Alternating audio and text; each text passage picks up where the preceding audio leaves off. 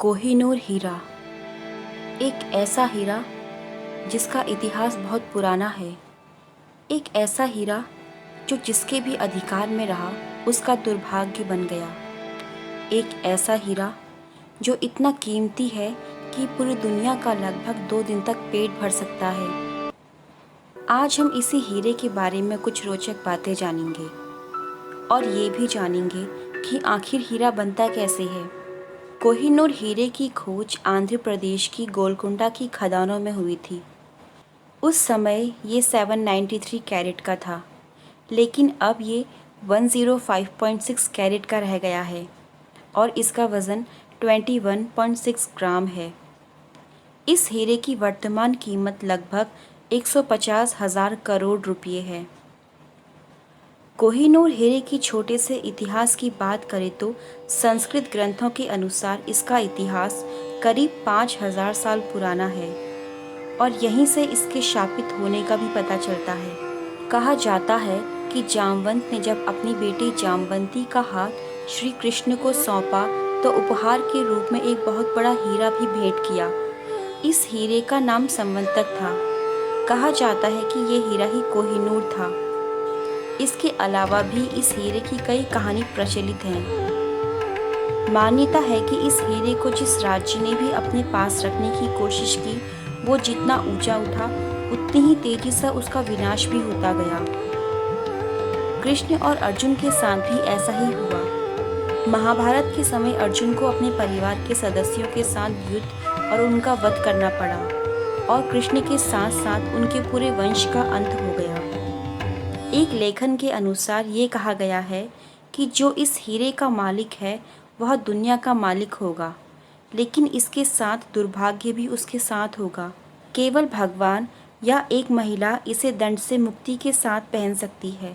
इसके बाद इस हीरे की जानकारी 1304 के आसपास की मिलती है। तब यह मालवा के राजा के पास था। बाद में बाबरनामा में इस हीरे का जिक्र है। बाबर ने 1526 में इब्राहिम लोदी से दिल्ली की सत्ता छीनने के साथ ही इस हीरे को अपने कब्जे में ले लिया और इसका नाम बाबर हीरा रख दिया। एक मत ये भी है कि पानीपत के प्रथम युद्ध के बाद यह हीरा ग्वालियर के राजा विक्रमजीत सिंह से हुमायूं को मिला। इस तरह कोहिनूर 1739 तक मुगलों के पास ही रहा। इसके बाद फारसी शासक नादिर शाह ने भारत आकर मुगल सल्तनत पर आक्रमण किया और अपने साथ तख्ते ताऊत और कोहिनूर को पार्शिया ले गया। नादिर शाह ने ही इस हीरे को कोहिनूर नाम दिया, जिसका अर्थ होता है रोशनी का पहाड़। शाह शुजा दुर्रानी 1813 में कोहिनूर को भारत में वापस लाया और इसे रंजीत सिंह को दिया, जो कि सिख संप्रदाय के संस्थापक थे। उनकी मौत के बाद हीरा उनके बेटे दिलीप सिंह तक पहुंचा।